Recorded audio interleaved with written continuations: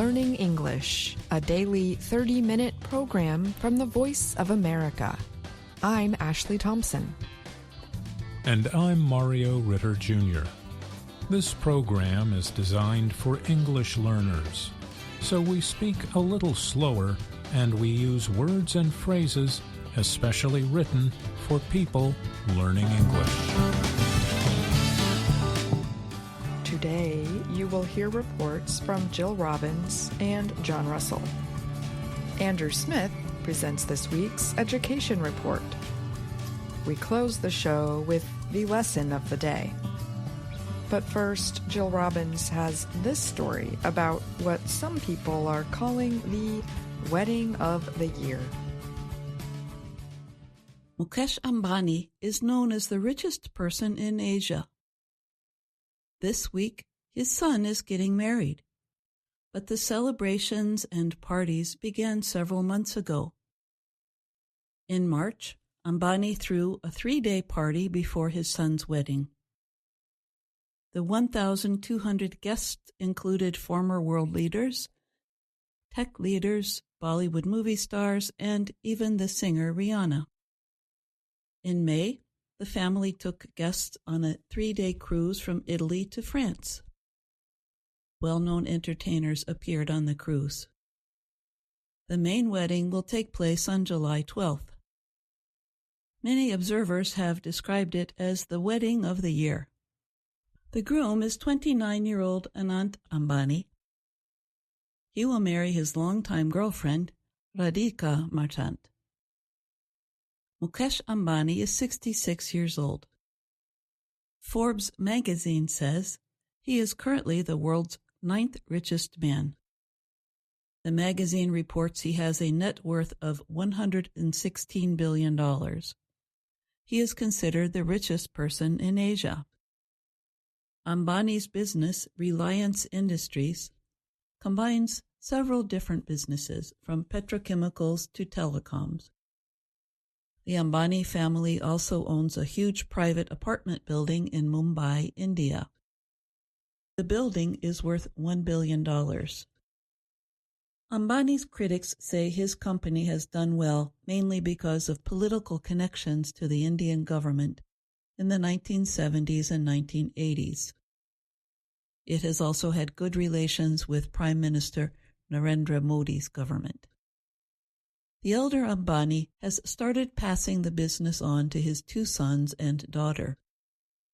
The oldest son, Akash Ambani, is now chairperson of Reliance Jio, their telecoms business. Isha Ambani, the daughter, oversees the retail business. The groom, Anant, has become involved in the new energy business. Anant studied at Brown University in Rhode Island. He is managing the expansion of renewable and green energy interests for his family's business. He also runs a large animal rescue center called Vantara in Gujarat state. The bride, Radhika Marchant, is the daughter of pharmaceutical business leader Viren Marchant. She directs marketing for her father's company, Encore Healthcare. Radhika told Vogue magazine that she met Anant through friends in 2017. That first meeting just sparked something special between us, and it wasn't long before we started dating, she said. The main wedding ceremony is set for July 12th, followed by a grand reception on July 14th. There will be celebrations at both Ambani's Jio World Convention Center in Mumbai City and at their family home. The family chose the dates using the Hindu custom for deciding lucky days. Last week, videos appeared on Indian social media showing the couple's Sangeet. That is a ceremony where the bride and groom's families perform dances for the guests. It included performances by Bollywood stars and pop singer Justin Bieber, who flew to Mumbai for the event. The family also organized a mass wedding for more than 50 needy couples last week, as part of the pre-wedding celebrations. I'm Jill Robbins.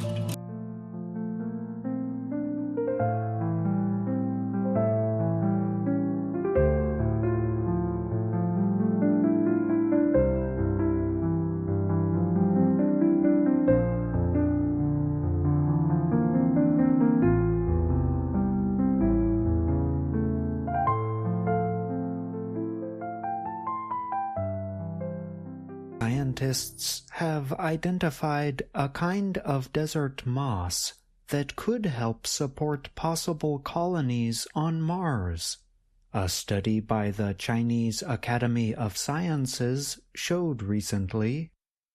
The moss, Syntrichia canenervis, was able to survive Mars-like conditions of extreme dryness, very low temperatures, and radiation, the research shows. The study appeared recently in the publication The Innovation. The moss could serve as the basis for the establishment and maintenance of the ecosystem by contributing to oxygen production, carbon sequestration, and soil fertility, the study said. The paper added, it can help drive the atmospheric, geological, and ecological processes required for other higher plants and animals, while helping to create new environments that could support long-term human settlement. The study shows that the moss could return quickly to health even after losing more than 98% of its cellular water. The plant was able to recover its normal operation seconds after getting water. The plant can also survive very low temperatures. It can recover or regenerate after being stored in a freezer at -80 degrees Celsius for 5 years. It can survive a month in liquid nitrogen, the researchers found. Researchers collected the study plants from a desert in the Xinjiang Uyghur Autonomous Region of China. The moss also grows in Tibet, the American state of California, the Middle East, and polar areas. China and the United States have announced a number of space exploration plans in recent years. Chinese missions include launching a near-Earth asteroid probe, Tianwen-2, next year, and Tianwen-3 around 2030 to collect material from Mars and bring it to Earth for study. Last month, a Chinese mission collected materials from the far side of the Moon. The American Space Agency NASA has developed a 20-year plan for Mars exploration. It is investigating whether the red planet could support human population. I'm John Russell.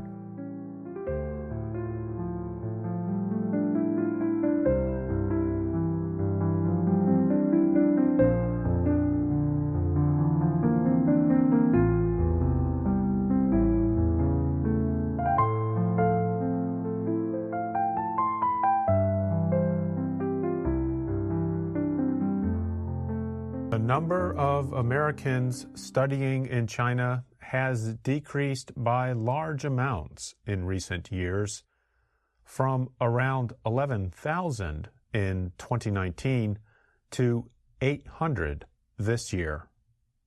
Some people with knowledge of China worry that the U.S. could lose a generation of China experts as a result.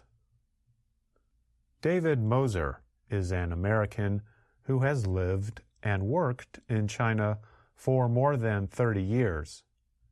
He is the former academic director of China Educational Tours, or CET, in Beijing.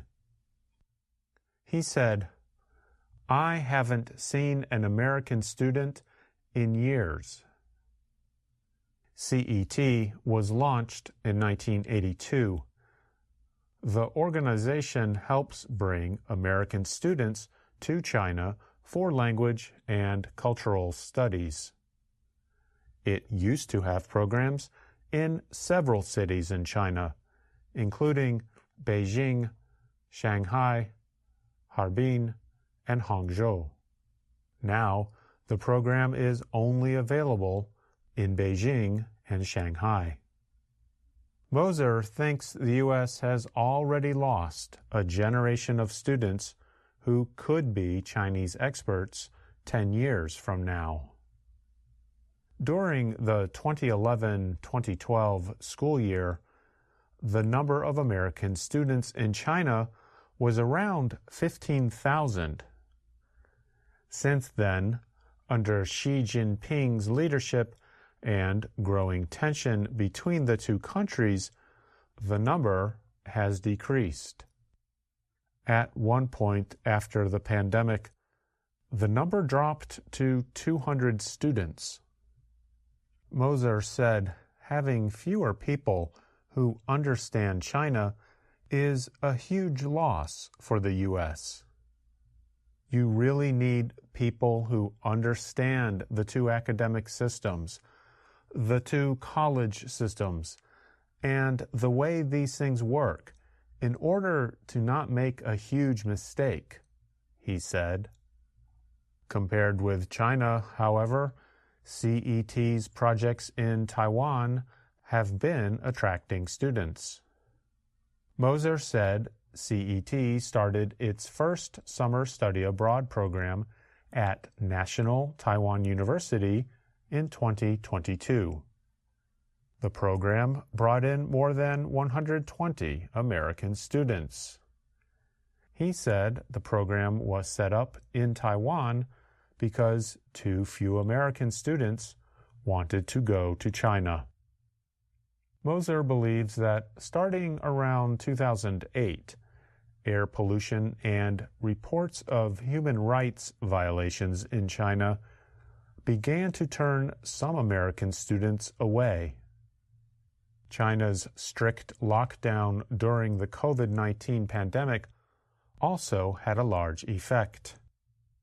At that time, many foreigners, including American students, left China.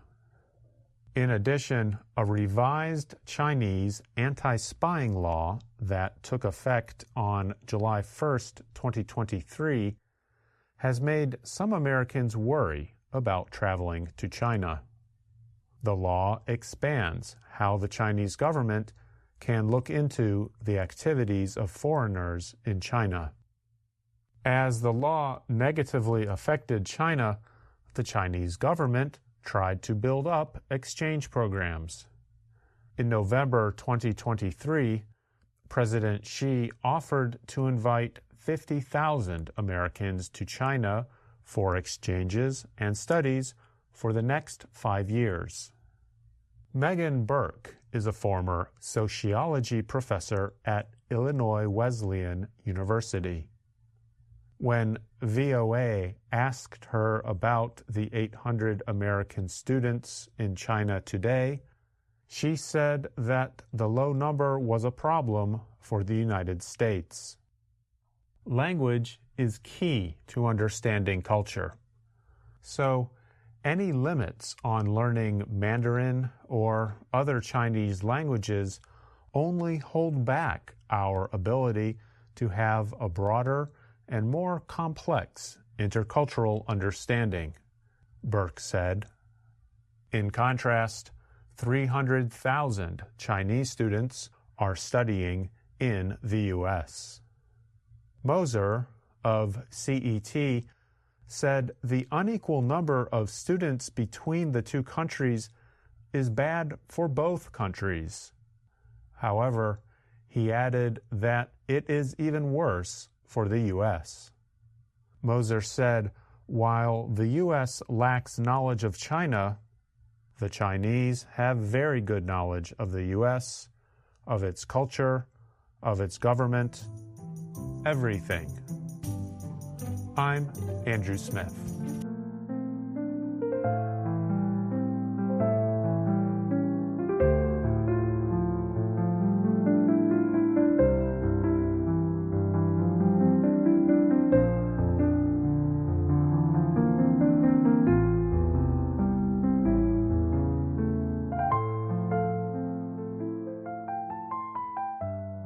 Andrew Smith joins me now to talk more about this week's education report. Hi, Andrew. Thanks for being here. Hi, Ashley. It's my pleasure to be here. Your report centered on the drop in the number of American students studying in China. Can you tell us what experts say are some of the reasons for this decline?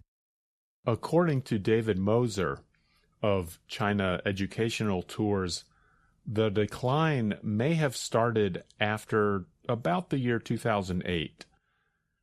That year, China's capital, Beijing, hosted the Summer Olympic Games. At that time, air pollution in Chinese cities became an issue that more people in the U.S. started hearing about. Moser also thinks Americans started hearing more reports about human rights abuses in China. And then the COVID-19 pandemic caused a huge drop in the number of students. Since that time, political relations between China and the U.S. have also had a negative effect on the number of Americans choosing to study in China. I was also wondering if you could explain one of the words we heard near the end of the report, intercultural. What does intercultural mean, and why is it important? In English, the prefix inter, spelled I-N-T-E-R, means between or among. So intercultural is an adjective that refers to relations or interactions among two or more cultures. We can say a person with intercultural skill is able to understand and work effectively in more than one culture. When Megan Burke, the professor at Illinois Wesleyan University, talks about having intercultural understanding, she is saying that it is important to understand both your own culture and the culture of another group. In this case, she thinks it is important for Americans to have greater understanding of Chinese culture. All right. Thanks so much for being here, Andrew, and thank you for that report. You're welcome. It was my pleasure, Ashley. VOA Learning English has launched a new program for children. It is called Let's Learn English with Anna. The new course aims to teach children American English through asking and answering questions and experiencing fun situations. For more information, visit our website, learningenglish.voanews.com.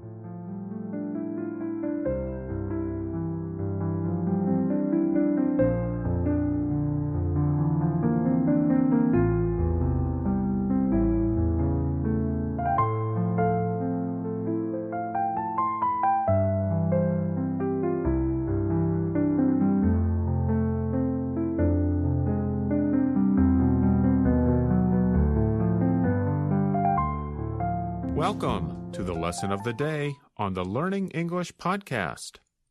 My name is Andrew Smith. And my name is Jill Robbins. Thanks for joining us. Today's lesson will help you learn more about the English you hear in our video series, Let's Learn English. The series shows Anna Mateo and her work and life in Washington, D.C. Here's Anna introducing herself. Hello, my name is Anna Mateo. In our previous lesson of the day, we heard Anna and her friend Bruna talk about hopes and wishes.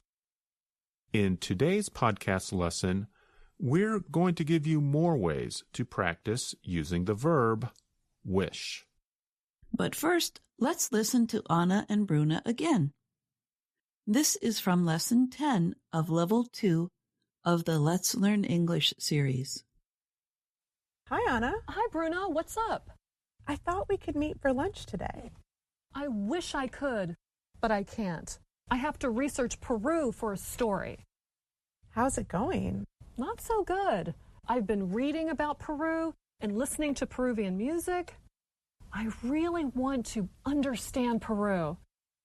I hope it's enough. We wish for things we can't do, have, or be.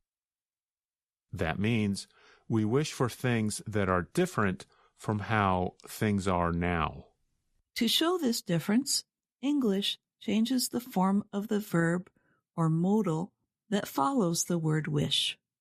For example, can changes to could, have changes to had, is changes to were, was changes to had been, and so on.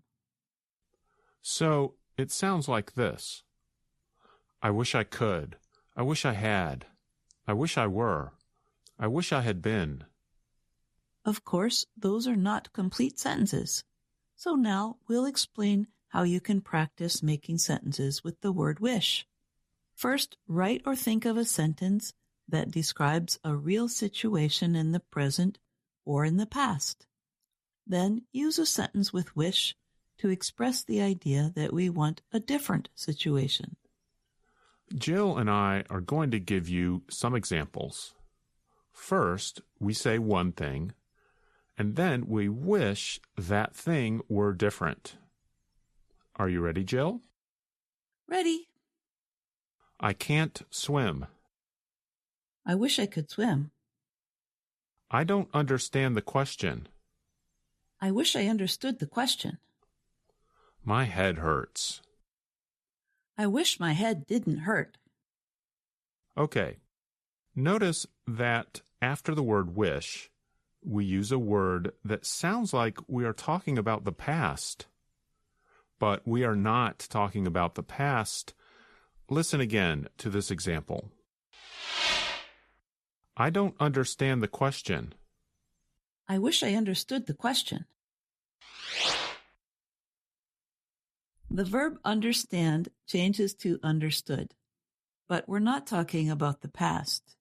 In fact, we want to understand the question now. But because wish means that it is not possible at the present time for us to understand, we change the verb to understood. We could also say, I wish I could understand the question. This change of the verb form also happens in conditional statements, like sentences that start with the word if. Right. For example, we say, if I had more time, I would study more. The verb had does not mean the past. Instead, it shows a situation that is not real, because it comes after the word if. Okay, now let's give more examples with wish. Are you ready again, Jill? Ready. I didn't see the game. I wish I had seen the game. He is not here. I wish he were here. I smoke cigarettes. I wish you didn't smoke cigarettes. They talk really fast. I wish they didn't talk so fast.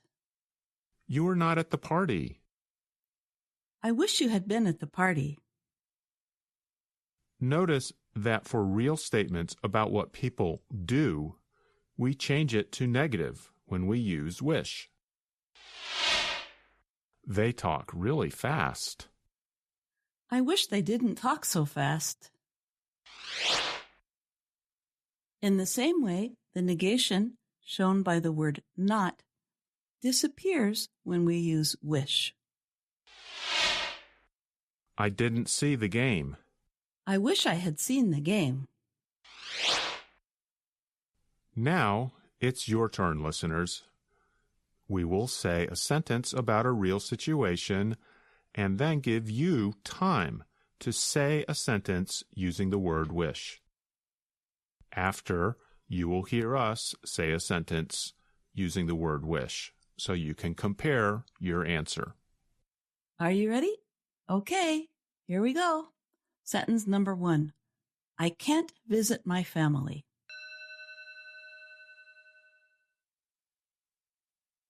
I wish I could visit my family. Sentence number 2. I don't have a car.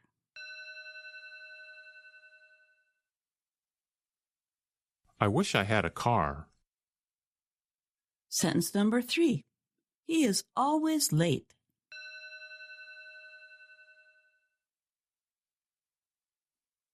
I wish he weren't always late. Sentence number 4. They are not here.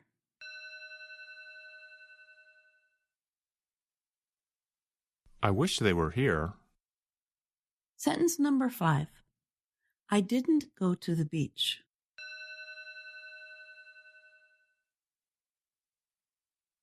I wish I had gone to the beach.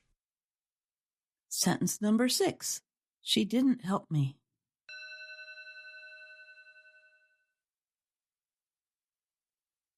I wish she had helped me. Sentence number 7. She never talks to me.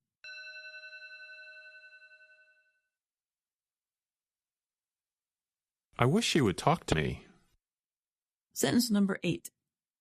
I don't know how to swim.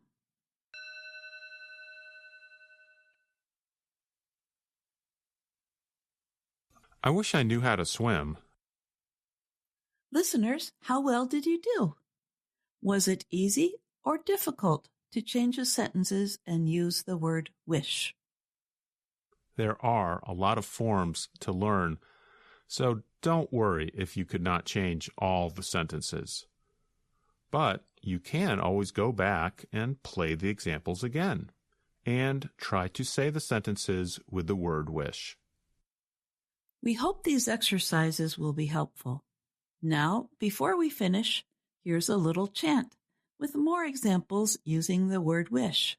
Ready? Listen. I can't sing, but I wish I could. And you don't dance, but I wish you would. You don't cook, and you don't try. I wish you would cook, and I wish you would try. I would if I could, but I don't have the time. I wish we had a much longer day. I do too, but what else can we say? How about this? We wish we had more time with you. We wish we did, you know it's true. But it looks like time is running out. So one more thing before we go. We hope you'll write us and let us know something that you wish that we would do to help you learn and have fun too. Well, we really do have to go now. Write to us and tell us your wishes at learningenglish@voanews.com. And remember, you can also find us on YouTube and Instagram and Facebook. I'm Jill Robbins. Thanks for listening. I'm Andrew Smith.